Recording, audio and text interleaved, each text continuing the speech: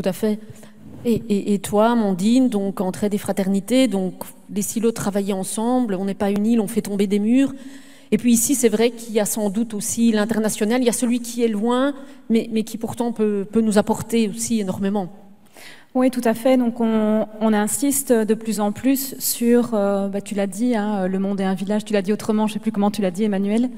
Mais on insiste de plus en plus aussi auprès des jeunes sur le fait que maintenant, on est un citoyen, on est une citoyenne de Florenville ou d'ailleurs, de Belgique, mais on est aussi avant tout un citoyen et une citoyenne du monde. Donc, c'est faire prendre conscience aux jeunes qu'on est dans une crise globale, on nous l'a assez bien démontré ce matin, et que cette crise globale, elle a un impact à l'autre bout de la planète, et qu'en tant qu'être humain, eh bien, je suis concernée par ce qui se passe aussi à l'autre bout de la Terre. Ça a été relevé aussi, c'est prendre aussi conscience de son pouvoir d'action, de son pouvoir d'impact ici, je vais plutôt dire, pour pouvoir rebondir après et se mettre dans l'agir.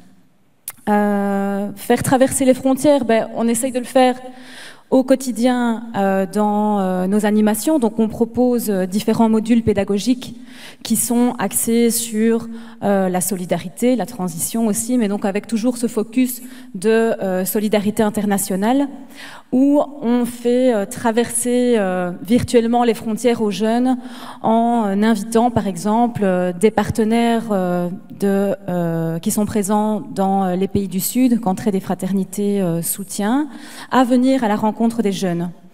Je peux donner ici un exemple concret d'une rencontre qui s'est faite à l'Institut Sainte-Anne de Florenville, où les jeunes de 5e et 6e sont rentrés dans une démarche pédagogique avec nous, pour mettre justement l'accent sur l'aspect pluridisciplinaire aussi de cette dimension de transition. Il y a eu certaines animations qui se sont faites dans le cadre du cours de religion, et dans le cadre du cours d'anglais, les jeunes ont rencontré Jam. Donc Jam, c'est une jeune Philippine militante dans son pays qui défend le droit à la terre, le droit à l'alimentation, et qui va trouver aussi des plaidoyers politiques pour défendre les droits, réclamer les droits des plus fragilisés de son pays. C'était il y a 3 ans, elle avait 25 ans à l'époque, et je me souviens des réactions des jeunes après qui m'ont dit qu'ils avaient été vraiment touchés par son jeune âge, son courage et sa détermination aussi. Et donc faire traverser les frontières aux jeunes ou faire venir l'autre bout de la terre aussi chez nous, c'est leur permettre de prendre conscience de leur pouvoir d'action, malgré leur jeune âge, de leur pouvoir de militance aussi, et leur faire comprendre qu'ils ont aussi le droit de donner leur point de vue et d'exposer leurs idées. On fait traverser les frontières aussi de différentes façons. Par exemple, on peut aussi proposer des voyages d'immersion, et les jeunes sont alors les témoins de ce qui se fait au niveau des plus fragiles. Hein. Tu mettais en avant justement que quand on vit dans la fragilité, on n'a pas d'autre choix que de mettre d'autres choses en place.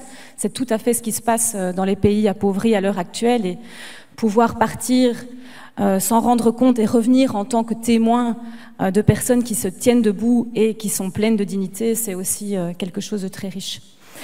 Et puis traverser les frontières, c'est aussi les traverser chez nous.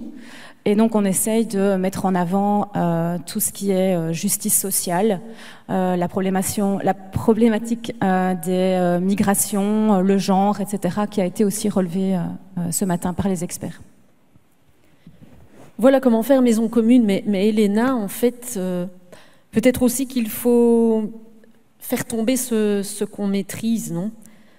Commencer par peut-être se désarmer et quitter nos certitudes, justement, pour pouvoir, du coup, aller à la rencontre de l'autre côté de l'école, aller à la rencontre de mon collègue qui soupire ou qui sourit quand je fais quelque chose, quitter ses certitudes, quitter ce dont on est sûr. Oui, tout à fait. Je pense que là, et tous ces décloisonnements que vous avez évoqués et qui, à mon avis, sont complètement en résonance avec l'invitation de Laudato Si. Et je pense qu'ils ont besoin également d'une dimension où le décloisonnement, je pense, est peut-être le lieu le plus dur, que c'est celui de l'imaginaire.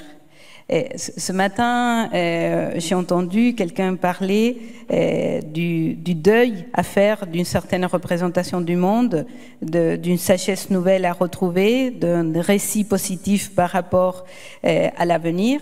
Pour moi, toutes ces expressions renvoient à l'imaginaire. En fait, je pense que nous agissons en fonction d'un imaginaire, de qu'est-ce que nous imaginons qui est source de vie, qui est porteur de vie. Et je pense que c'est à ce niveau-là qu'il faut aussi porter le décloisonnement et la déconstruction. Parce que nous avons la tête très façonnée par un message qui dit, qui associe le bonheur, le bien vivre, la vie, à des choses que peut-être aujourd'hui sont à revisiter. Et le pape, dans le chapitre 6 de Laudato Si, c'est là où il parle d'éducation, il va utiliser une expression aussi assez forte parce qu'il dit, pour l'éducation, la première chose à faire, c'est de déconstruire les mythes de la modernité.